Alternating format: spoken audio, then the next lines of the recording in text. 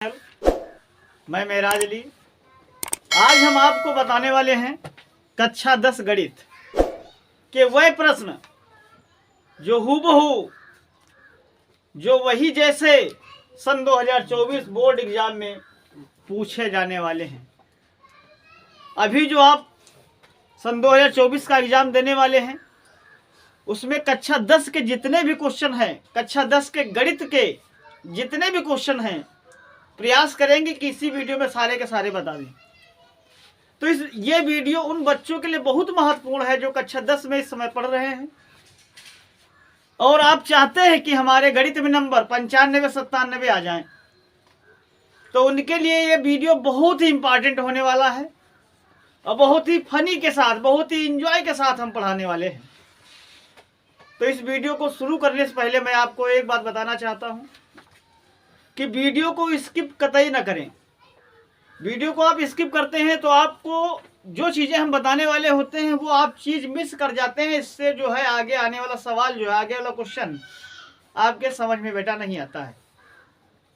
चलिए शुरुआत करते हैं। क्वेश्चन पहले क्वेश्चन नंबर 1 पर क्वेश्चन है हमारा, यदि बिंदु 5,1 -2, -3 तथा 8,2m संरेखी बिंदु हो तो m का मान ज्ञात करो। बहुत ही प्यारा प्रश्न है, बोर्ड एग्जाम में सन 2024 में पूछा जाने वाला क्वेश्चन। तो संरेख पूछ रहा है। संरेख की कंडीशन आप जानते हैं कि कुल में बराबर में 0 हम लिखते हैं। पहले संरेख का आप सूत्र हम समझते हैं, आपको बताते हैं। ध्यान से देखिएगा सही बच्चे, एक एक बारीक चीज को समझना है। संरेख का सूत्र होता है बेटा x1 ब्रैकेट के अंदर y2, x1 ब्रैकेट के अंदर y2 minus y3 plus x2, फिर ब्रैकेट के अंदर होता है y3 minus y1 plus x3, bracket के अंदर होता है y1 माइनस y2 और बराबर में क्या लिखेंगे 0। बराबर में 0 लिखेंगे, बराबर में 0 लिखेंगे। 0 लिखने का मतलब ये हो गया कि बिंदु संरेख है, सिद्ध करना है, उससे m का मान निकालना है। अब चलते हैं कि x1 y1 x2 y2 x3 y3 इसमें क्या है जो क्वेश्चन में दिया गया है बेटा। इसमें सबसे पहले हम लिखेंगे जो पहला अंक कोऑर्डिनेट होता है उसको हम x1 y1 मानते हैं। पहले यहाँ पर हम आपको लिखकर बता देते हैं x1 बराबर कितना होगा बेटा 5 और बेटा y1 बराबर कितना होगा 1 और x2 बराबर कितना होगा -2 और x3 बराबर y2 बराबर होगा -3 और x3 बराबर होगा 8 और y3 बराबर होगा 2m। ये सारे मान आपको इसी सूत्र में रख देना है। सूत्र में रखने के बाद आपको हल कर लेना है बेटा, m का मान आ जाएगा। चलिए हम सिद्ध कराते हैं आपको कैसे आएगा। x1 लिखा हुआ है, x1 का मतलब 5 है तो यहाँ पर हम 5 लिखेंगे। फिर लिखा है y2, y2 का मतलब बेटा ढूंढिए इसमें कितना है -3 तो -3 लिख देते हैं। y3 लिखा हुआ है, y3 का मतलब है 2m तो 2m यहाँ पर हमने लिख दिया। फिर लिखा है x2, x2 का मतलब है -2 और यहाँ पर है प्लस, तो माइनस और प्लस मिलकर हो गया बेटा माइनस, इसलिए यहाँ पर चिन्ह माइनस का लगाया जाएगा। फिर है y3, y3 का मतलब हो गया 2m, यहाँ पर कितना लिख दें 2m माइनस y1, y1 देख लीजिए बेटा y1 कितना है, y1 है हमारे पास 1, y1 1 है। y1 का मान हमने रखा है देखिए बेटा 1, ये 1 हो गया। फिर लिखा है प्लस x3, अब बेटा x3 का मान ढूंढना पड़ेगा। देखिए ये मिल गया, कितना है 8 तो प्लस का यहाँ 8 लगा देंगे। और फिर लिखा है y1, y1 बेटा इसमें पता करिए कितना है 1 तो यहाँ पर हम बेटा 1 लिख देते हैं। फिर लिखा है y2, y2 का मतलब है -3। एक बात याद रखिएगा, अगर यहाँ माइनस लगा है और वैल्यू माइनस में दे रखी है तो दोनों मिलकर के प्लस हो जाएगा। तो यहाँ पर प्लस का चिन्ह लगा देते हैं और 3 लिख देते हैं। बराबर में क्या लिखा जाएगा 0। अब इसको हल करना है, हल करने के बाद m का मान पता हो जाएगा। चलिए ध्यान से सुनते हैं। पहले देखिए 5 की गुणा हम 3 से कराएंगे बेटा ऐसे, और फिर 5 की गुणा 2 से भी होगी तो 5 3 15 माइनस का, फिर 5 दूनी 10 यानी माइनस का 10 और m आएगा साथ में। फिर आगे देखिए इसकी गुणा हम इससे भी कराएंगे और इससे भी होगी यानी माइनस का 2m, 2 दूनी 4m हो जाएगा और माइनस माइनस प्लस हो जाएगा 2 अब कम 2 और 3 और 1 मिलकर 4 हो गया। 4 की गुणा जो है किससे होगी 8 से, तो कितना हो जाएगा 32 बराबर कितना 0। अब क्या करते हैं m वाले सब एक पास कर लेते हैं, संख्या सब एक पास कर लेते हैं। जैसे 4m माइनस का और ये 10m माइनस का हो जाएगा 14m। फिर से सुनिएगा 4m और 10m मिलकर के माइनस का 14m हो गया। 32 और 2 मिलकर 34, 34 से 15 घट जाएंगे तो क्या लिखा जाएगा 34 और माइनस का 15 बराबर 0। तो माइनस का 14m बराबर हो जाएगा 34 माइनस का और प्लस का 15, क्योंकि जब उधर ले जाएंगे तो संख्याओं के आगे का चिन्ह जो है बदल जाता है। तो माइनस का 14m बराबर 34 से 15 घटाइए, यहाँ हो गया 14, 14 में 5 जाएगा 9 बचेगा, यहाँ बचा 2, 2 से 1 घट जाएगा तो 1 बचेगा, माइनस का चिन्ह लगेगा। फिर से घटाते हैं, यहाँ 14 हो गया, 14 से 5 गया 9 बचा, और यहाँ पर बचे थे 2, 2 से 1 गया तो 1 बचा। ये माइनस से माइनस बेटा कट गया तो m बराबर आ गया 19/14। यही हमारा आंसर हो गया। यही पूछ रहा था कि m का मान कितना होगा, देखो यही पूछ रहा था, यही हमारा आंसर हो गया बेटा। देखिए अभी हमने एक सवाल आपको बताया है जो सन 2024 बोर्ड में पूछा जाने वाला सवाल, वो हमने लगवाया भी है, शायद आपने लगा भी लिया होगा। पेन और कॉपी आपके हाथ में होनी चाहिए। जो सवाल हम बता रहे हैं कक्षा 10 गणित के लिए बहुत इंपॉर्टेंट सवाल है, सारे के सारे क्वेश्चन बोर्ड एग्जाम में सन 2024 में पूछे जाने वाले हैं। दूसरा क्वेश्चन आपके स्क्रीन के सामने है, देखिएगा। मैं क्वेश्चन को पढ़ रहा हूँ, आप समझने का प्रयास करिए। एक लंब वृत्तीय शंकु की तिर्यक ऊंचाई तथा संपूर्ण पृष्ठ 13 सेंटीमीटर और 90 पाई वर्ग सेंटीमीटर है। क्वेश्चन कह रहा है इसके आधार की त्रिज्या ज्ञात करो। बहुत ही प्यारा क्वेश्चन है, समझने का हम प्रयास करते हैं। पहले हम उन चीज़ों को लिखते हैं जो चीज़ें हमें ज्ञात होती हैं। ध्यान से सुनिएगा क्या क्या दिया भी है। तिर्यक ऊंचाई, तिर्यक ऊंचाई क्या होता है इसको हम आपको विधिवत बताने वाले हैं। तिर्यक ऊंचाई, तिर्यक ऊंचाई होती है तिरछी ऊंचाई।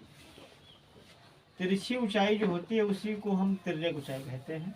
और तिरछी ऊंचाई जो बेटा होती है वो तिरछी ऊंचाई को हम लोग क्या लिखते हैं L। L बराबर दिया है कितना 13 सेंटीमीटर और 90 पाई जो दिया है संपूर्ण पृष्ठ है किसका शंकु का। तो सबसे पहले शंकु का संपूर्ण पृष्ठ का सूत्र लगाएंगे। शंकु का संपूर्ण पृष्ठ, शंकु का संपूर्ण पृष्ठ का सूत्र देखिएगा सभी लोग, दिया कितना है 90 पाई। संपूर्ण पृष्ठ का सूत्र बेटा होता है पाई r ब्रैकेट में l प्लस r बराबर किसके होगा 90 पाई। फिर से सुनिए, शंकु का संपूर्ण पृष्ठ का सूत्र होता है पाई r ब्रैकेट के अंदर l प्लस r। ये 90 पाई क्या है, ये शंकु का संपूर्ण पृष्ठ पहले से दे रखा है सवाल में।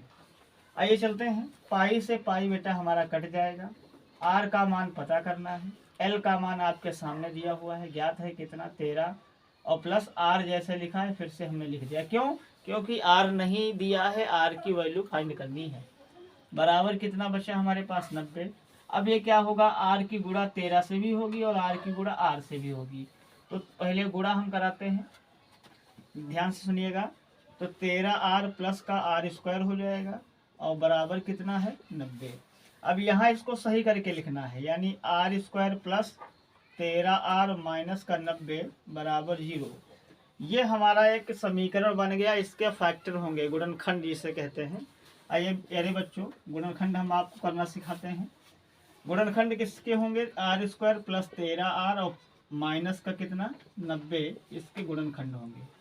हम जानते हैं गुणनखंड कैसे होते हैं कि जो संख्या लास्ट में होती है उसके ऐसे फैक्टर करते हैं कि घटा के 13 आ जाए। जैसे 18 पंचे 90, और 18 से अगर हम 5 घटा दें बेटा तो कितना बचेगा 13। वही संख्या हमें लानी होती है जो संख्या सामने होती है। तो 13 है, 18 पंचे 90 यानी 18 से 5 घट जाएगा तो 13 बचेगा। तो चलिए फैक्टर करते हैं, r स्क्वायर प्लस 18r और माइनस का 5r और माइनस का 90 बराबर 0। दो दो का जोड़ा बनता है, ऐसे बना लेते हैं। इसमें कॉमन मिलेगा r तो अंदर बचेगा r प्लस 18 और माइनस का 5 कॉमन मिलेगा तो अंदर बचेगा r प्लस 18। इन दोनों में कॉमन मिलेगा r प्लस 18 तो एक ब्रैकेट में बचेगा r माइनस 5। जो भी धनात्मक चिन्ह होता है उसको हम नहीं मानते हैं, नहीं लेते हैं, क्योंकि ये निग्रह होता है, निग्रह होता है, इसको इसलिए हम छोड़ देते हैं। तो r बराबर कितना आ जाएगा 5। यानी क्वेश्चन में हमें पूछा क्या था, पहले क्वेश्चन पे चलते हैं। क्वेश्चन में पूछा था इसके आधार की त्रिज्या कितनी होगी, तो त्रिज्या कितनी होगी बेटा 5 होगी। ये हमारा राइट आंसर हो गया। उम्मीद करते हैं, आशा करते हैं बहुत ही अच्छे से समझ में आ गया होगा। जल्दी से स्क्रीनशॉट ले लीजिए। चलते हैं क्वेश्चन नंबर 3। देखिए 2 क्वेश्चन हमने बताए हैं आपको, बोर्ड में 100% आने की संभावना है और बिल्कुल आप बात मान लीजिए, बहुत ही बढ़िया क्वेश्चन था। अब चलते हैं उसी बेस पे क्वेश्चन अगले नंबर पे चलते हैं, क्वेश्चन नंबर 3 पे। क्वेश्चन 3 क्या कह रहा है हमारा कि 1/x minus 3 minus 1/x plus 5 बराबर 1/6। कहता है इसमें x का मान कितना होगा। यानी कहने का मकसद ये है, ये समीकरण जैसी एक फैक्टर दिया गया है, इसमें पूछ रहा है x का मान कैसे हल होगा। चलिए मेरे प्यारे बच्चों, आपको हम हल करके बताते हैं। देखिए दोनों में पहले एलसीएम लेते हैं, लासा। लासा x माइनस 3 मिलेगा और x प्लस 5 बचेगा। हम जानते हैं कि ये हिस्सा पूरा उठकर यहाँ आ जाएगा और ये हिस्सा बेटा यहाँ आएगा। फिर से सुनिए, मैं अभी को बता रहा हूँ, ये हिस्सा बेटा यहाँ पहुँच जाएगा और ये हिस्सा यहाँ आ जाएगा। यानी x प्लस 5 यहाँ आएगा, फिर माइनस कौन सा ये वाला, और ये हिस्सा यहाँ आ जाएगा, यानी x प्लस 3 हो जाएगा। बराबर में कितना दिया गया है 1/6 दिया गया है। अब इसको हल करेंगे। देखिए बेटा x से और x कट जाएगा। ऐसा क्यों हुआ, क्योंकि ये प्लस का था बेटा, ये माइनस का था, इसलिए कट गया। ये 5 प्लस का है, 3 भी प्लस का है, इसलिए दोनों जुड़ जाएंगे तो 8 हो जाएगा। नीचे जैसे लिखा हुआ है उसको वैसे ही कॉपी करके लिख देते हैं। इसमें कोई बेटा अभी तक परिवर्तन हमने नहीं किया है। अब ध्यान से सुनिएगा। अब यहाँ पर आप क्रॉस मल्टीप्लिकेशन सीखे होंगे, आपके गुरुजी ने पढ़ाया होगा कि कैंची गुणा कैसे होती है। तो इन दोनों पदों की गुणा जब 1 से कराएंगे बेटा तो ये पूरे दोनों पद ऐसे ही आएंगे, क्योंकि 1 से गुणा कराने पर संख्या में कोई बदलाव नहीं होता। इसलिए x माइनस 3 और x प्लस 5 ये ऐसे सेम लिख दिए जाएंगे। अच्छा जी, अब ध्यान से सुनिएगा, यहाँ से समझने वाली बात है। 6 की गुणा जब 8 से कराएंगे तो 8 संग 48 होता है। अब क्या होगा, इन दोनों की पहले हम गुणा कराते हैं। गुणा कराने का तरीका सीखिए, अगर जानते हो तो अच्छी बात है, नहीं जानते हो तो आपको हम सिखा रहे हैं। इसकी गुणा इससे होगी, फिर इसकी गुणा बेटा इससे होगी। पहले देखिए x की s से कराओ तो x², फिर x कहाँ गया है 5 पे, तो 5x।